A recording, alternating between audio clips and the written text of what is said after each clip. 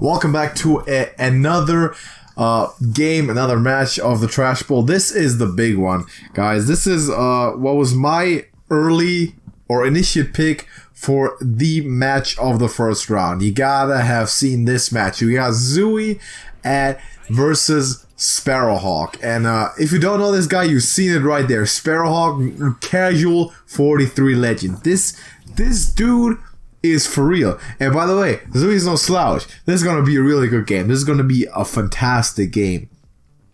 So Sparrowhawk starting out, looks like we're starting out on the mirror right away with the rogue here. Yes. So that's going to be an interesting game. I think they're relatively differently built, but that's definitely going to be a but the archetypes are definitely mirrored. Yeah, that's going to be a trendsetter right off the bat here for this game. That's cool. So definitely looking for some golden stuff rogue on golden rogue, yeah. Golden rogue on golden rogue. And that tells you already the quality of play that we're going to be seeing in this. Exactly.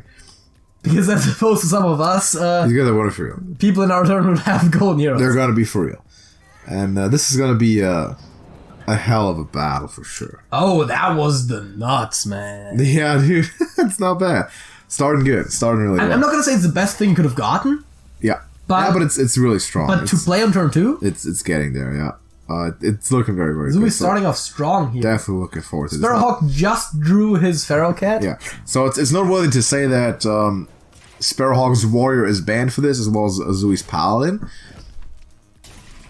But this Rogue Mirror could set a trend early. Consider a trend early for this one. So we'll see who gets off to a good start here. I definitely like the double backstep, just in case you need to take care of some stuff later, which you probably will. Yeah. I think that Temple Berserker was a really good pull. Yeah. Again, your Temple. That was a very good curve play. Yeah. Temple-wise, it was really good to pull that. Absolutely. Now, granted, it's gonna die, but hey, that takes up some of the damage. Yeah, at least something. You soaked up 4 points of damage with a 2-drop. That's very reasonable. We'll take it. So this could become a very explosive game very quickly. Old school here, we got a Henchclan Thug. Henchclan Thug in the house. Both these players are running Myers Unstable Elements, so this could become this could become explosive. The Thug dropped out of favor a lot when Wagglepick came into this archetype, but has since been picked up a little bit more often again. Because Wagglepick has been dropped a bit, but in this case, I've definitely seen a lot of decks that run both as well. Yeah, like z00ii is currently, and it seems like a very strong idea here. I think you go for it. You play the Thug, and then you play the Thug, and the next one you play the Pick. Yeah. I know you don't want to pick the Thug, but by the time the Thug won't live, right? Anyway, exactly right. By the time it triggers, I mean, you might be thinking more about backstabbing and poking the guy. But it's actually going to go with the Pick right now. Okay, that's also a good alternative. Because then you have Life Drink and you can pick it if you want to. Yes, and I think you will. Yeah. And the 3 damage you just took makes it the perfect. We might just see a Wagglepick right back at you from Sparrowhawk here. It seems like the best play. Then again, what is your expected mana cost for the Feral Cat? That's the question. He's going to do it, yeah. Because if you know that there is a significant chance that you're going to get something you can play. Yep. Yeah, I think it's just Life Trigger, hit face, right? It seems sensible, yeah. Just bring your opponent down to 20, be at 30 yourself. Seems to be sensible. And you still have the battle cry. All the direct damage on face, on hand. You have 7 damage for 4 mana. Holding a pirate with essentially charge. You're holding an eviscerate. Essentially charge, not this turn, but yes. Not this turn, but eventually. Eviscerate is 7 damage. It's Life Trigger Eviscerate, and if you had 2 more points of mana next turn, you would have the charge as well. So you do have 9 points of damage on hand. Going out there, Edvin drawn. For Sparrowhawk there, he's going to play that cat. Yeah, I was going to say there's picks up a Wasteland Assassin, which is nothing great, but he's going to end up developing that Edvin. Because you need to. You're behind. You have to this is a tempo matchup. Yeah. It's literally 2 tempo rows. You got to play. Yeah, and how do we feel about just evising that Edvin? I don't think so. Backstab Evis? Clear the board? See, the question is, can you get away with not killing the Edvin? And using the Evis on face later. That's the question, man. Because that is what you want to use it for. You could run a pirate in there. I was going to say, South Sea Hero. You could use both of your backsteps here. You could both your backsteps here to swing, and then you put your pirate in there. I don't think you backstab still develop the life drinker along with that. I don't think you backstab the Feral Cat. The Western Assassin, for example, will be a good backstab target once it unstealths if it doesn't unstealth for a trade. Yeah, I can see why this takes a while to think about. Yes, not an easy choice, but he picks up the backstab, gonna poke it at the Edwin. Yeah, that means that I assume Celsius is coming down. Yeah. And there's the Pirates, so following the very strong line of play there, and life drink alongside of it, as was expected. Yeah, and this is... Not going to use the weapon even, he's going to keep it around for Thug, potentially. I probably would have used the weapon because you don't have that many big cards in the deck, and you're probably going to be able to hero power every other turn. You probably can squeeze it in. Yeah, you should be, but maybe he's looking at specific stuff. Like, what if I get Myris next turn? Like, I might want to have as much mana available over the next few turns as I can. Yeah, but also, I think every point of damage matters. That's true. Especially when you're reasonably close to lethal. That is correct. There's another Feral Cat for him. Yeah, I personally would say that's probably snap play because no matter what, you can still play the Thug, yeah. Complete Defender, looking okay. Now you play the Thug and hit face. I guess you play a Thug, yeah. If he wants to put the Waggle pick in there, be my guest. You take your 4, and I have to kind of stay on the board here. I gotta have to stay pushing it. Sure, it's not the greatest use of the Thug, but you're not going to keep it alive as long as the pick is there. So, and it's still 4 points of damage to face. I think Sparrowhawk is about to make his classic arena play of just putting the Rap Golem down. Yeah, I mean, why not? Exactly. You deal with the Thug, you deal with the weapon, which is important because you don't want it to get any bigger after. I'm picking off these 1/1s. I want to say this is a reasonably obvious play. You just he's taking his time there. It makes sense. Thug, hit.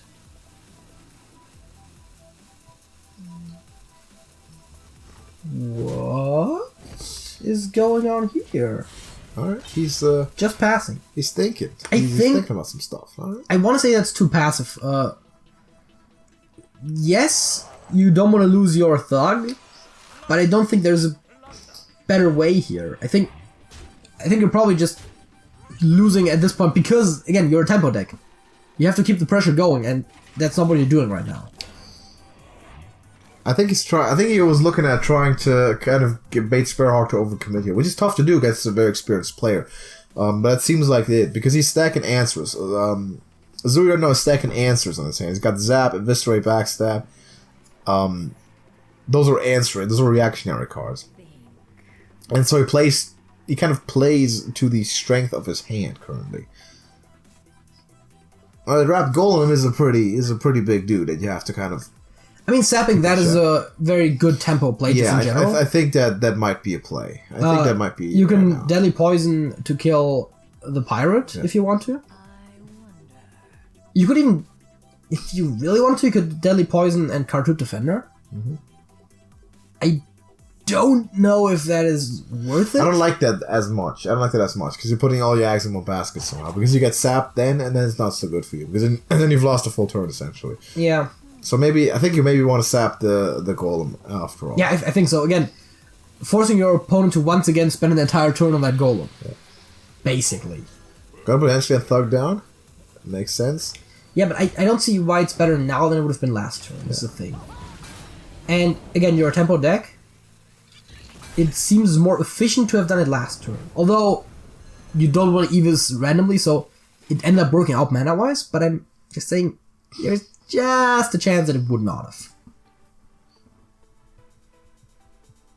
It's gonna go right back to the well there with the Rap Golem, because doesn't have much else to do anyway. Yeah, I mean, I understand it. Yeah. It's just, still, you would have still rather played something else, like the Western Assassin.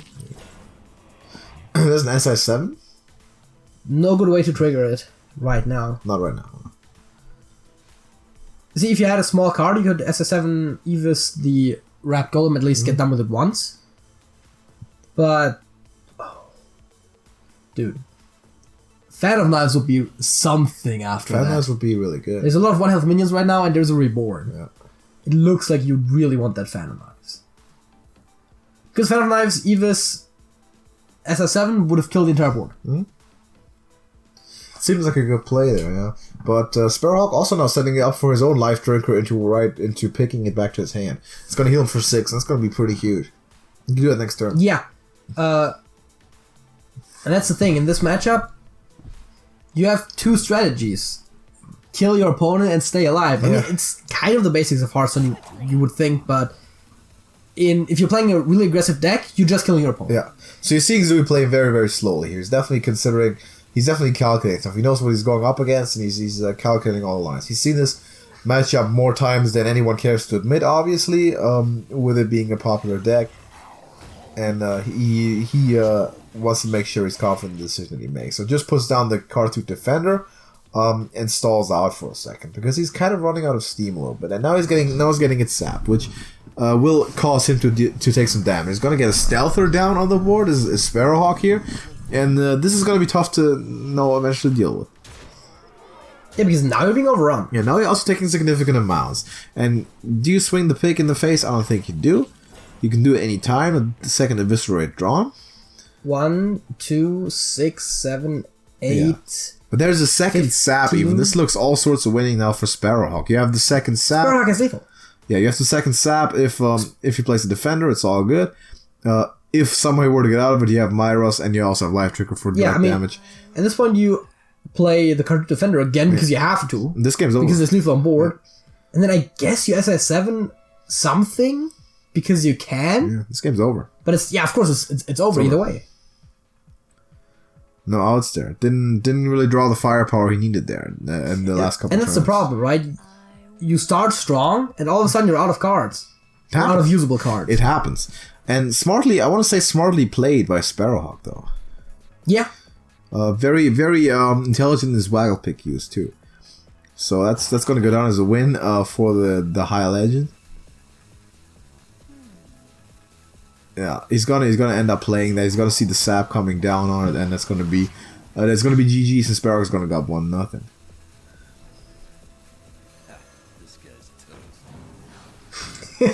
Go for the face.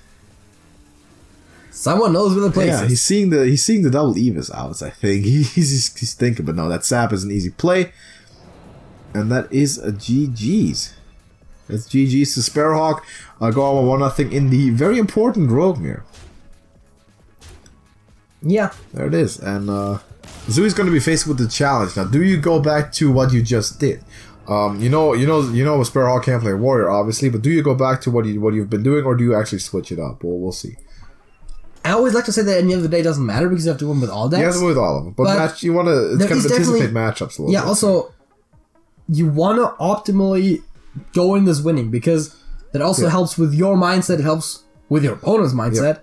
And so right now we have Sparrowhawk up 1-0 over Zui, and Sparrowhawk obviously just winning with his Rogue is now going to have to pick between his Quest Druid and Highland Hunter.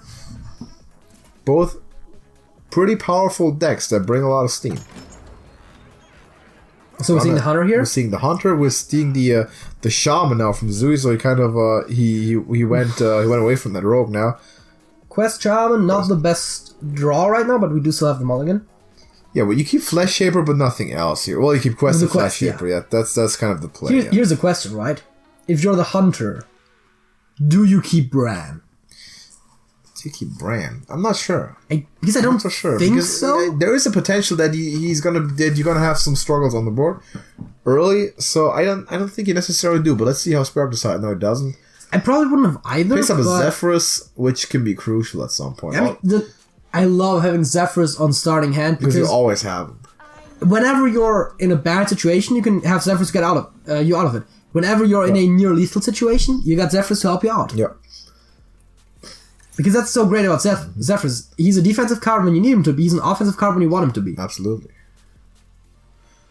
So you're gonna play Zephyrus right now? No, doubtful. It's hero power. That's wasteful. He's gonna heal. Unless he's gonna put out Zephyrus. Maybe you're looking for a 3-draw. There you go. Maybe you're looking for the curve here. I think it's Brightwing, yeah. Brightwing or Wild Growth, even. I don't like Wild Growth that much because you're not going to be in range, but it's going to be well the value. Because you have so many 4-drops, you're effectively just wasting your turn. He's going with Brightwing there. So a lot of value placed on playing on tempo here for Sparrowhawk. Normally, I would usually for an early Zephyrus say it looks like an amateur play, But he also knows how explosive that quest shaman will be in the mid game. And also, again, if you need the curve, then you got it. You got it. Snips are not drawn, but you play Brightwing. You play Brightwing. If you hadn't played Zephyrus, then you'll play Snip Snap. Yeah. But not playing something for 2 turns is just too weak. Because Cenarius is not a very good card there. Yeah, but you're not just looking at getting your 3-2 Brightwing, you're also looking at getting the Zephyrus out there. Yeah. So that was, tempo-wise, that was good. Also, probably Rat and Lackey. He's looking for Cobalt here to clear a thing off the board. I think it's Rat, and then depending on the Lackey, maybe Slurper. Maybe it might be Slurper. Because you can potentially still coin a Lackey if you need to. And a Slurper trades. And Slurper trades better, yeah. So if you get like an Ethereal Lackey, you're not playing it. I don't think so. I don't think you go Slurper first. I see the stats, but... Yeah. If you go Slurper first, then you commit on playing Slurper Lackey. Slurper Rat, I think. Titanic Lackey is not so bad, but I think now you play Rat. I think that's the idea. Goblin Lackey would be really good, yeah. Goblin Lackey allows you to trade the Rat in. If you want it right now, if you bride one, yeah. Yeah, and you keep the 2-1. I don't hate it. You still have a Lackey on hand for the Wasp. You can't do that next turn, of course, unless Lackey survives, but it's still reasonable enough, I think. He's holding back on it. He's not doing it just yet. I'm not saying you have to. I'm saying those are optional plays. You reasonably could have. All those are optional plays. I definitely like having a coin. And you can still do it next turn. You can still then do the Wasp turn with the coin. So you're seeing a lot of secret synergy from Sparrowhawk, but no secrets. None at all so far. I can tell you this much. There are secrets in the deck. There are secrets? Just didn't get any so far. And yeah, that's rough. That's a big issue with Highlander decks. They're a lot less consistent than their own Highlander counterparts. Not as much of a deal in the decks like Zoo, where you get like Mekaru and Murmy are basically the same card. But in something that tries to have synergy in it, like the secret build for the Highlander Hunter, that's tough. It's hard, man. I mean, I haven't seen any of them yet. And those games just happen. Yeah, Witchy Lackey looks good. Yeah. You can still play Goblin Lackey on Witchy Lackey. Also. Yeah. Yeah, but the question is, what do you play Goblin on? And it really depends on what you evolve into. What do you get?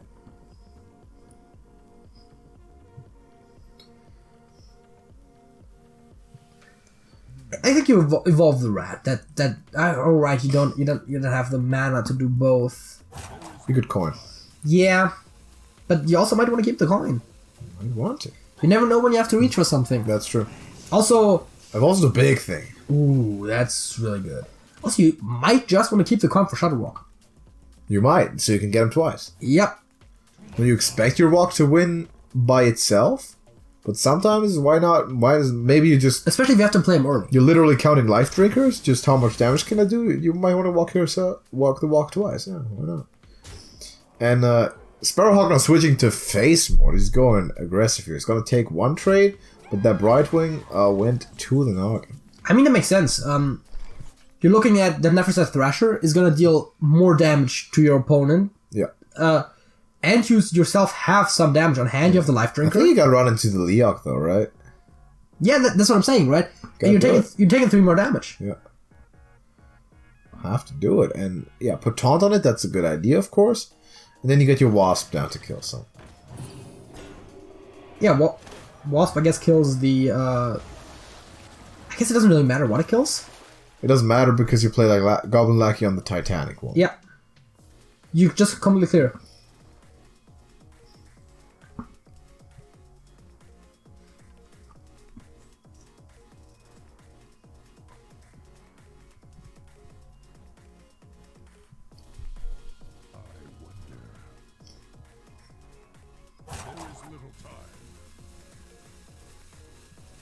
Gonna pick up the Wasp and it's gonna be one of those minions there on the left.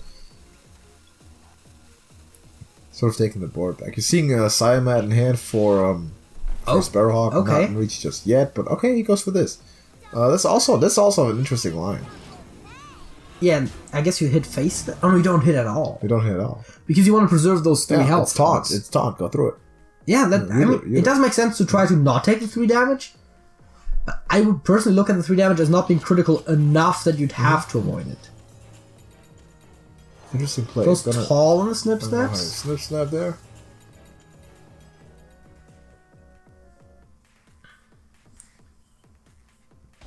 And doesn't trade, which makes sense. Go. So we're in a stalemate right now, and because I think the trade wouldn't have killed it. And I think you would have to believe that that Zooey profits more from that stalemate right now, because he's allowing himself kind of more time to develop. Sparrowhawk does have a couple of very high value minions, very juicy turns. You see that hero power now for Zooey, so that's gonna start putting in work soon. But yeah, I was about to say, I think the Shaman has you might just hero power life drinker right now. Game. I mean, honestly, why wouldn't you? Because what else do you want to do? You could box Slosher. Yeah, but box Slosher, I guess, on the Wasp. Yeah, you hit try to Wasp from 2/2 and then box Slosher. Then you have to wait with the Wasp until you get another lackey. We'll only have one down. It's protected by a big taunt. I guess it's gonna be Slosher. Yeah, it looks like it's gonna be Slosher. Preserving the lackey there, so. Oh, he's got a Stormbringer. Oh. I don't agree with that, but sure. He's got a Stormbringer, and yeah, that looks like almost like a downgrade. Yeah, that's not what you want. The problem is you have a 4/7 taunt. You wanted to outvalue him there. You wanted to get big stuff. You wanted like an Isera. Yeah, the Legends are too scattershot. The 4/7 was very likely to be downgraded. Yeah. The other two were likely to get upgraded, but not by that much, and that's pretty much exactly what happened. Sparrowhawk gonna drop a big Siamat on the board. It was an unfortunate turn of events there. Maybe you should have played the more conservative play, but that's hindsight for you. So I would have probably picked that more conservative play, independent of the opponent's hand, though. He's gonna clear up this Hog and the Cena, I have to imagine. I know he's gonna keep Siamat alive and do it that way. And now you're putting yourself in a situation where you're behind a bit, and it's kind of unnecessary. And you're seeing a lot of damage. You might be forced to just play the Inventor single-handedly. But you really don't want to, is the problem. You're literally taking lethal damage there. Yeah, but I'm saying it really hurts to do that. You don't want to, but you have to now. And that was because of the lackluster Stormbringer, which unfortunate turn, but that's how it goes. See, kill command there drawn, so that's more damage. So yeah, we have 8 face damage from hand. Hero power can't quite fit in that same turn, but we do have 8. You can't get through the board at all, though. No, you can't. You might just Freezing Trap and Hyena. Just to get more board right now. And though you walk somewhat squarely into double MC tech. That's true. I think that's going to be something in Sparrowhawk's mind. Like, that's one of the lines that I could potentially lose tempo here, so I might not do it. But it seems like he's gonna make that play. And you kind of like to see this now if you're Zulu, because you have a play. Well, I guess Siamat might die this turn, so you don't have the double MC. But how do you get yourself to sacrifice your Siamat? Is he gonna do it? He's not gonna do it, because that would have been like a 500 IQ play, but it's also so I don't want to do it, right? Yeah, on the one hand, yes, but on the other hand, you have to get through those taunts anyways. Don't test for freezing there. That's a smart way of doing that. I mean, even if it's explode. Wait, if you want to specifically test for freezing, you would hit the Hyena. Nah, I guess you want to MC tech. You want to MC tech, but you don't want to get. So this is effectively testing for explosive, anyways, though. Yeah. Because if you're going to face, you're testing for both. Yeah, it's all good as long as freezing. He's happy to see that. He's not going to hero power MC tech take 2 things over. I mean, you basically have to. Yeah. If I don't take Siamat, I'm going to hit. I'm going to kill him. And I guess here's the interesting choice though. If Siamat had died, would you have killed the Snip Snap to get 2 minions? Maybe. I don't know. I don't think so, actually. It's a lot of microbots, yeah. I don't think so. So he's gonna grab himself full board here. That Siamat is high roll, does not get that Siamat. But now with that popping of Divine Shield, he's kind of opened himself up. Because he's gonna take, as a matter of fact, he's lost. Yeah, no, even without the scenarios, right? Yeah, life drinker kill command. I mean, Siamat was 12. Yeah, Siamat, exactly. One dude is 13, hero power is 50. Yeah.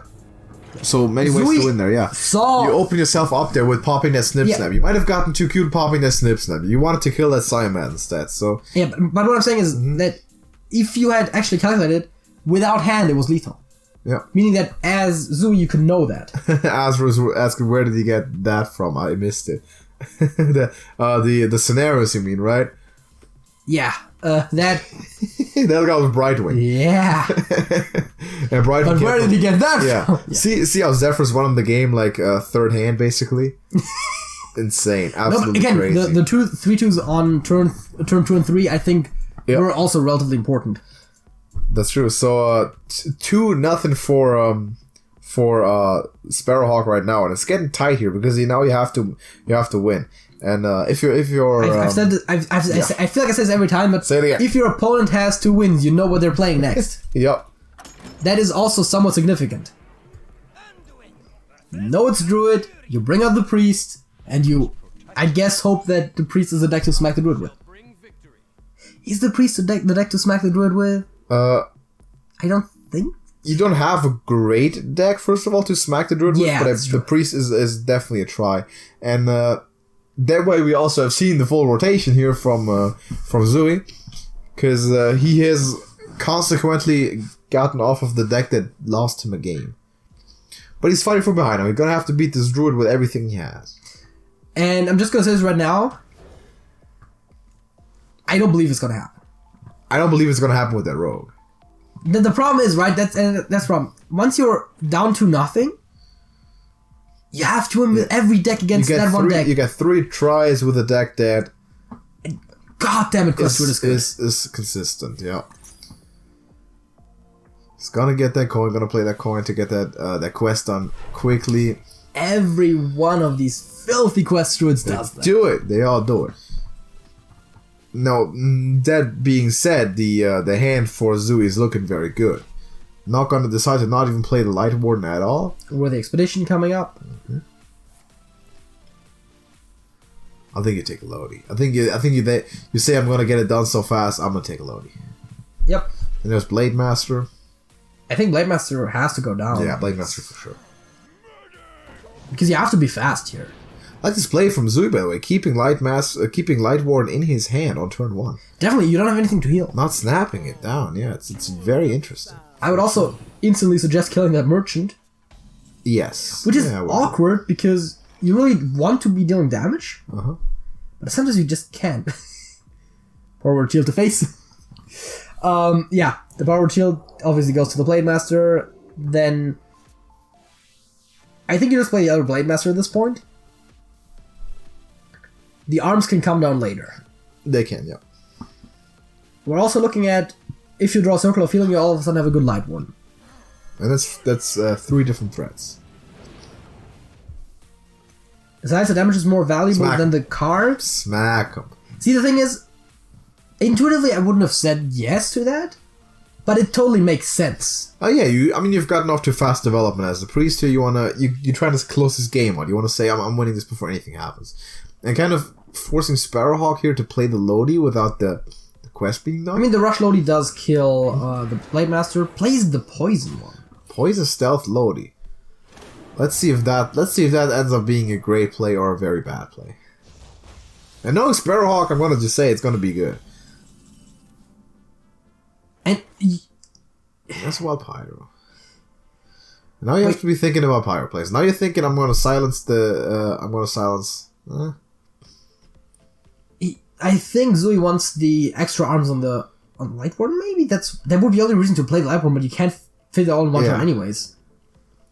I think it has to be silence the Merchant and then extra arms something with the Pyro. But play the Light Warden. Oh, with the Pyro out. Okay. I think so, right? If you want to kill Lodi, that's how it is. Yeah. I want to say as. But you might not want to make that play though. Oh, he's gonna interfire. Okay. He's gonna interfere and he's gonna silence. Because as the priest, you have one high health minion at most times. You can't afford to have that be killed by the poisonous. But now I have like Starfall to clear this board.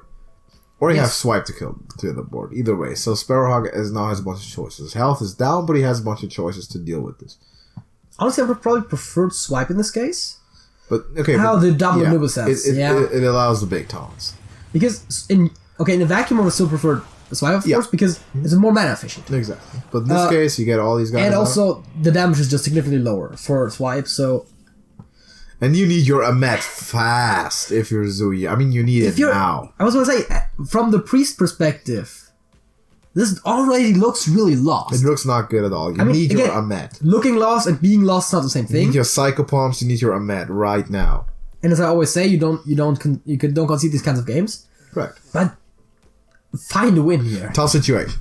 Definitely tough situation. Do you use your Pyro? I was about to say, do you use your Pyro for draw? You can't even. Not this turn, no. I think you play an Acolyte of Pain that gets you several draws, I think.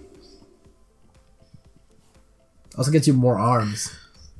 Oh, Oasis Surger. No, it's not Oasis Surger, my bad. No, it's Elise. Yeah. It's Elise the Enlightened. She doubles your hand effectively once your deck is empty in this case. Yep. Doubles your Nomi, your Zephyrs. Yeah. In best case scenario.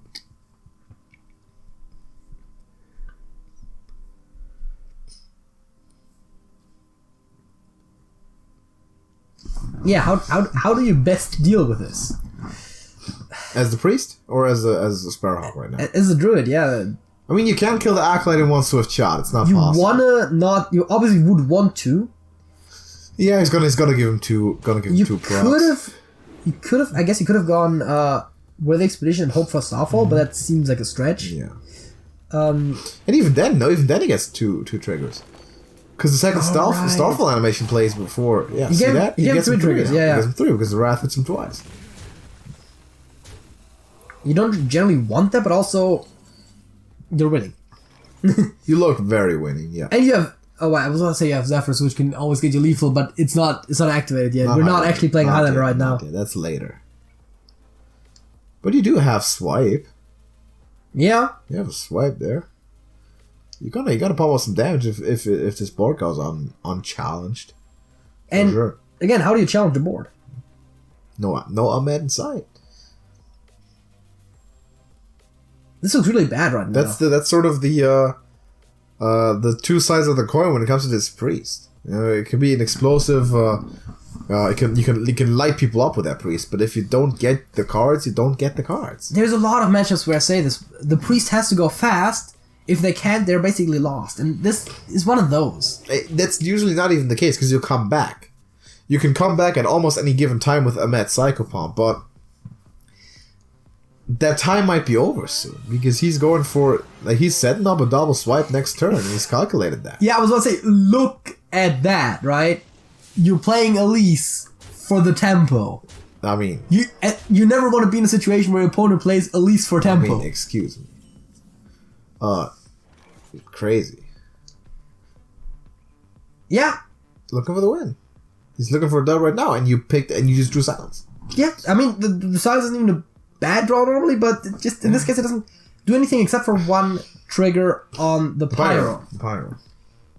Pyro, arms, silence, circle. That's Can't circle. No draw. This game's over. GG? Looks like GG's. I would say. I mean, Pyro, circle, silence, arms.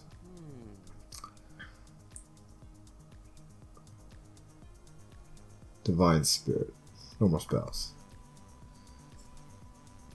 I don't think there's an out. I don't see an out. Looks like it's game. Yeah. I don't see an out on the hand, and there's no draw. Yeah. Because the thing you do if you don't see an out is you draw. If you can't draw, can't draw. No cleric in sight. Tough. It's a tough game. It sucks when you lose because of. And we've seen this priest have these struggles not only from Zui but from other players. We've seen this, so you gotta wonder: is this deck too inconsistent to be competitive? I don't know. 8, but this is 11, 12, 13, and then swipe clears it up. That's a W. That's a W. Granted, Sparrowhawk, priest perspective, you don't know the swipe's coming, and you expect it. You have to do the best thing you can. Convincing W there for Sparrowhawk. 3-0 swipe, and that's a literally swipe. sends a message to the rest of the field for sure. I'm the best player in this tournament. I'm gonna take this. This was not an easy game, by the way, but Sparrowhawk made it look like he had this all along, and he did. Got some fortune to go his way, obviously, but what a great performance. So winning 3-0 is Sparrowhawk, moving on to the next round. Good job. Congratulations to him. Thank you very much for z00ii for competing. Good job, and hopefully we're going to see you back again in the future for more Trash Bowls, and stick around the community. We definitely can use it. But that's another game in the books. Round 1 in the European bracket of the Trash Bowl. Convincing win all in all for the favorite in this game, and frankly this tournament. So he's moving on, and someone else is gonna have to deal with him. But thank you for watching this video. Drop a like on it and subscribe to TrashcanTV. Go join the Discord server. I've mentioned it. That's where everything goes down. The Trashcan organization looking for more videos coming up very soon. The entire first round we are trying to get out by the end of this week, specifically Friday. Yes.